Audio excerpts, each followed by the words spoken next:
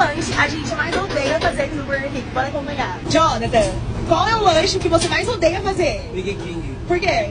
Ah, porque é muita função. Passar bonicidade, perder coroa. Muita coisa. Muita coisa. Gabriel, qual o lanche que você mais odeia fazer? Burger King. Por quê? Muito chato. Sério? Muito chato. Ana, qual o lanche que você mais odeia fazer? Big King. Por quê? Ai, não suporto. Maria, Oi. qual o lanche que você mais odeia fazer no Burger King? Burger King.